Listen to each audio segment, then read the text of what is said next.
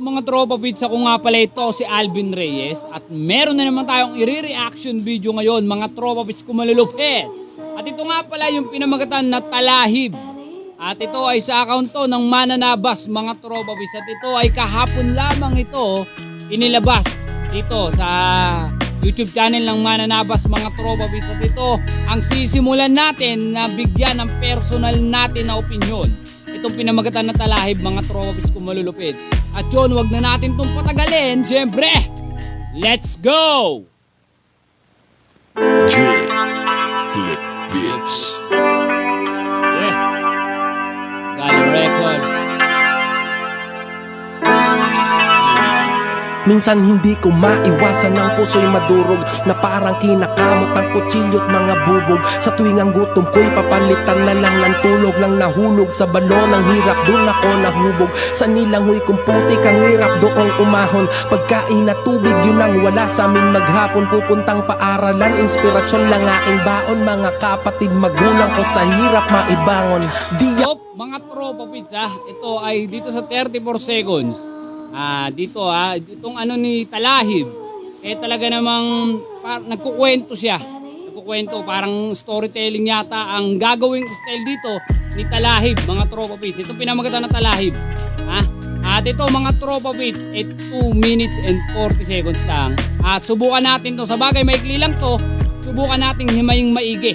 Tignan natin at bigyan natin ng personal na opinion. I-atras natin at iisa-isayin natin. Subukan natin mga tropa pits. Personal lang natin na opinion ang ating ibibigay dito mga tros. Pero nasa sa inyo pa rin yan. Minsan hindi ko maiwasan ng puso'y madurog na parang kinakamot ang kutsilyo't mga bubog. Sa tuwing ang gutom ko'y papalitan na lang ng tulog. Nang nahulog sa balon ang hirap, dun ako nahubog. Dito ang lupit nun mga tros, malalim yun. Sinabi niya dito mga tros, kumbaga parang ibig sabihin mahirap lamang siya. Mahirap lang sila. Na kumbaga nga daw yung gutom daw na nararanasan niya kumbaga dadaan na lamang daw sa tulog. At yung daw naranasan niyang hirap para kang nahulog sa balon. Isipin nyo yun, para kang nahulog sa balon. At kumbaga paano ka nga, isipin mo kung ang sarili mo mahuhulog ka sa balon at papaano ka aakyat doon para makaahon, di ba? Di ba ganun kahirap ang parang ibig nang sabihin ang buhay nila o buhay niya. Ganun siguro mga tropa bisa. At sa bagay maikli pa to pero hindi natin alam kung ito'y tumutukoy nga ba sa sarili niya to. Pero ang style kasi na nangyayari dito, mapapansin nyo, talagang nagkukwento siya o storytelling ang ginagawa dito sa pinamagatang Talahib mga tropits. Nilangoy kong putik ang hirap doong umahon. Pagkain at tubig yun ang wala sa amin maghapon. Pupuntang paaralan, inspirasyon lang aking baon. Mga kapatid magulang ko sa hirap maibangon. Diba dito mga tropa pits, ang sinasabi niya kumbaga daw yung pagpupunta daw siya ng eskwelahan wala siyang baon. Ang baon lang niyang dala yung bang mga pangarap niya na maihahon sa kahirapan ng kanyang mga magulang o yung kanilang buhay. At dito mga tropes, sinasabi dito talaga namang nangyayari yan sa realidad. Dito mga tropes na kumbaga hindi naman tayo lahat kasi pinapalad na kumbaga pagkadilat o pagkapanganak natin na meron na tayo o magkaroon na tayo ng kaisipan hindi naman tayo agad na pinanganak na kumbaga may pera o mayroon kumbaga marangya ang buhay o kaya naman yung nasa middle lang na pamumuhay. Hindi tayo lahat ganun. Pero dito sa nilalaman nitong kanta na to, dito mga tropes, kinukwento niya siguro dito. Baka ito'y istorya ng kanyang buhay, mga tropes. Na kumbaga parang siya'y galing sa kahirapan at mahirap lang talaga sila. At kumbaga nga pag daw siya ay pumapasok sa kanilang sa eskwelahan, baon lang niya. Kumbaga nga yung kanilang mga pangarap lang niya na makaahon sa kahirapan para sa kanilang mga magulang o para rin sa kanya. Yun mga tropes. Ito malalalim. Malalalim ang sinasabi dito ni Talahib ng Mananabas. Di ako namuhay tulad ng normal na bata. Lahat ng mga matang nakatandaw ang tingin sa amin ay mababa. Kaya ang isip ko'y namulat ng maaga. Yung tipong di pa aapi saan man pumarada. Diba dito? Sinabi niya dito, namulat daw sila. Namulat siya.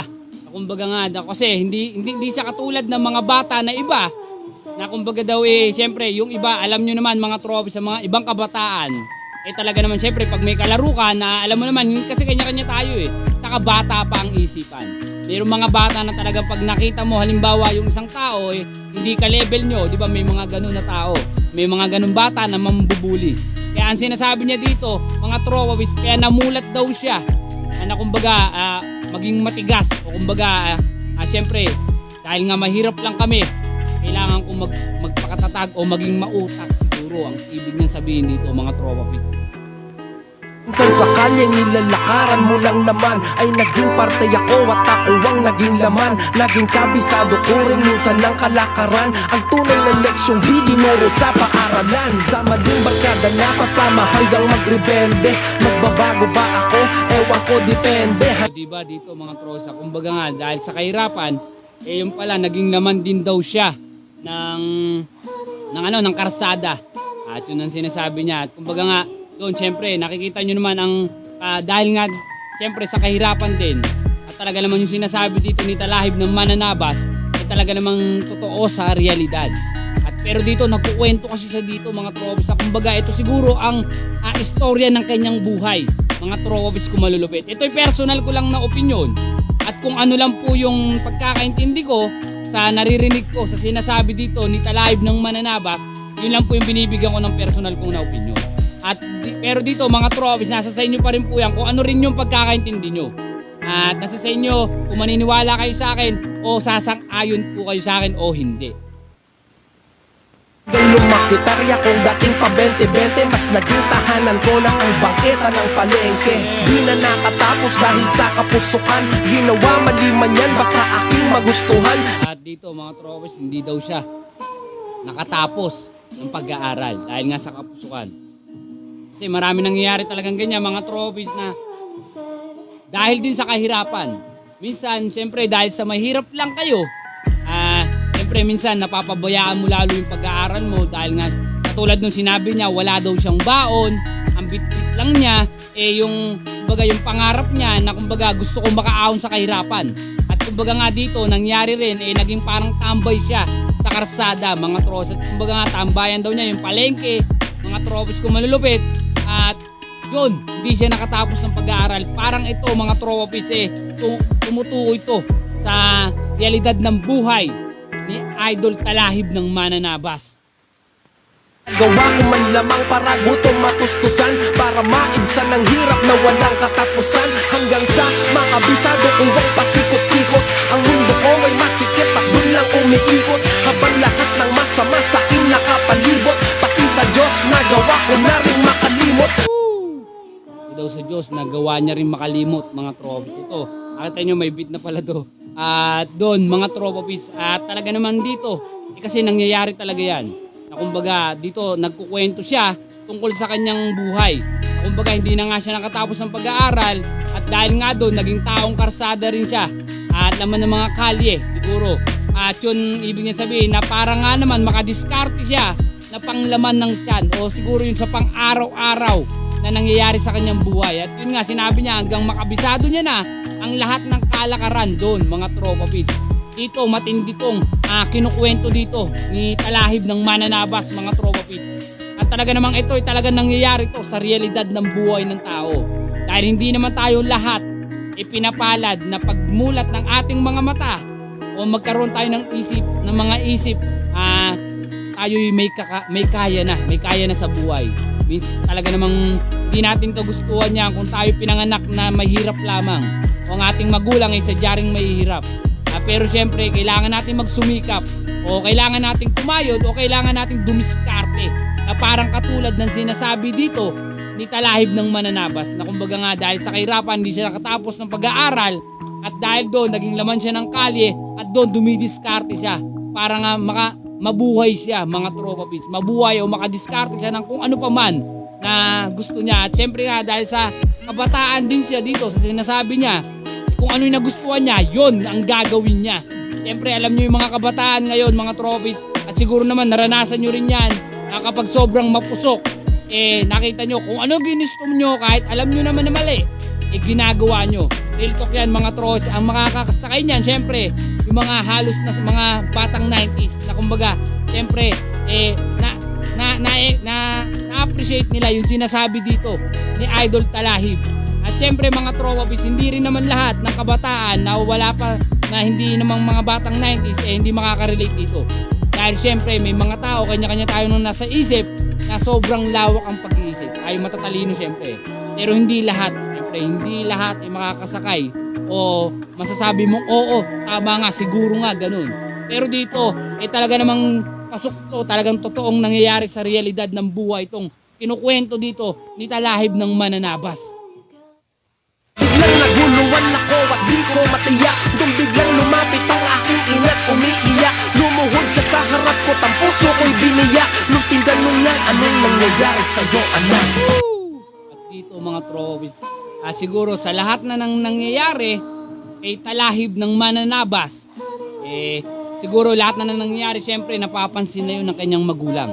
At dumating pala yung sa punto na ang kanyang nanay, siguro kinausap siya at talaga namang lumuhod na. At sinabi, anak, anong nangyayari sa'yo? Siyempre nga, nakita nyo, sinabi dito, ni Talahib, doon, kalakaran sa kalye, lahat na napasok na niya. Siguro ganun. May posibilidad na kung ano-anong hindi magaganda rin ang nagagawa dito ni Talahib ng Mananabas. Sabihin dito kaya siya nagulat at talaga namang ang kanyang inay lumuluha at lumapit sa kanya para tanungin, anak, anong nangyayari sa'yo?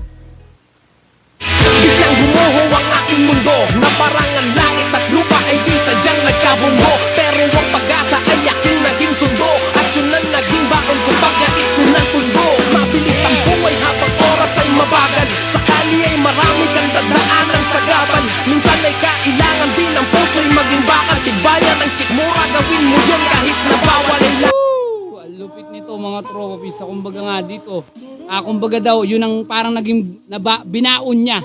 Lumalabas mga tropapis, galing ano pala siya, taga-Tondo. Ito palang si Idol Talahib ng Mananabas, galing sa Tondo. At kumbaga nga siguro, nung siya'y kinausap ng kanyang magulang, parang napagtanto niya. Na kumbaga siguro mali na yung nangyayari o nagagawa ko sa aking buhay o hindi na maganda yung aking tinatahak. At kaya siguro sinabi niya, baon daw niya yun sa pag-alis niya sa Tondo. Siguro umalis nga sila doon at sinasabi dito ni Idol Talahib ng Mananabas na kumbaga nga maraming madadaanan o marami talagang balakid sa buhay na kumbaga nga kailangan naman talaga nating magpakatatag dahil hindi naman lahat ng tao basta na lamang pinanganak na marangya ang buhay. Pero kahit nga mararangya ang buhay, dumadaan pa rin sa mga pagsubok.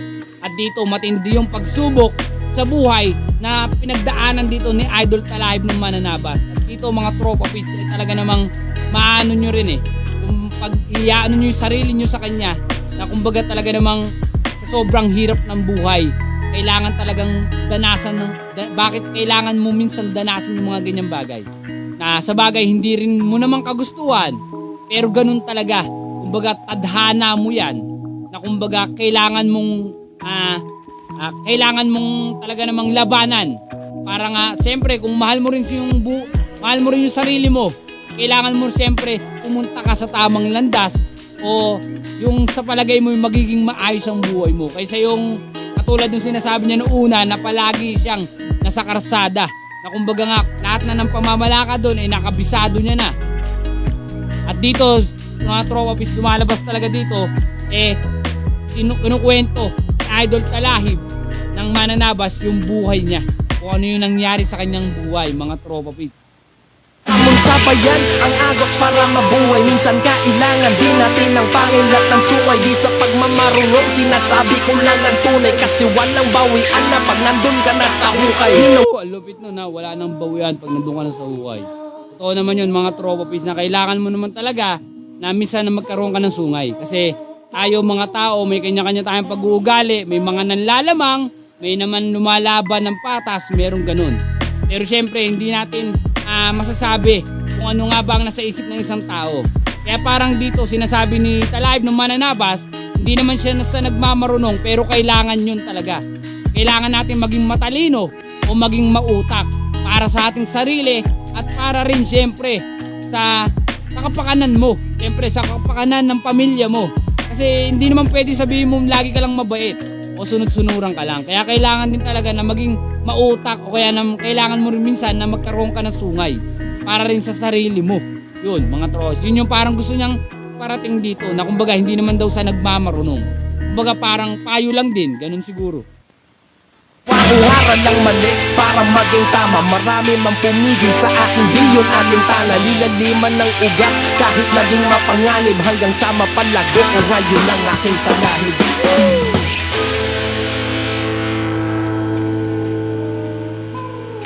Lupit nito mga trowawis at yun nga sinabi niya hanggang mapalago niya ang kanyang talahib. Lumalabas dito bandang dulo sa hirap ng buhay na kanyang dinanas sa kanyang buhay mga trowawis. Bandang dulo, syempre bandang dulo na palago niya pa rin. At kumbaga siguro kahit na lumalabas dito lahat ng pinagdaanan niya, lahat ng pagsubok ay nalampasan niya. At bandang dulo na palago daw niya ang kanyang talahib. Malalim yun syempre. Pero syempre, ang pinag-uusapan dito ay yung kanyang karanasan o yung nangyayari sa kanyang buhay. Malamang yung talahib na tinutukoy niya, bandang dulo, naging maayos din ang kanyang buhay. At syempre, nandito siya sa mundo ng Tagalog rap o dito sa hip-hop. Syempre, ibig sabihin ngayon, nagkaroon na siya ng pangalan. At nakita nyo naman talaga at nakikilala si Idol Talahib dito, isa sa mga mananabas, mga trowabis ko malulupit.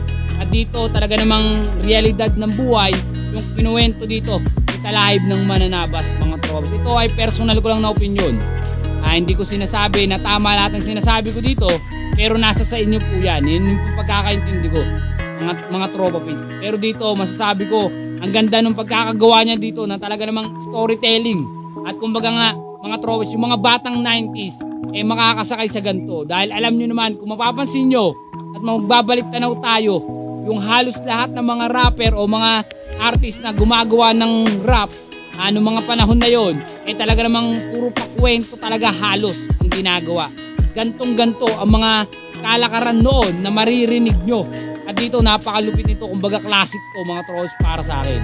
Pero ang lupit nito ganun pala. Kumbaga ganun pala ang buhay na nangyari dito kay Idol Talahib mga trolls.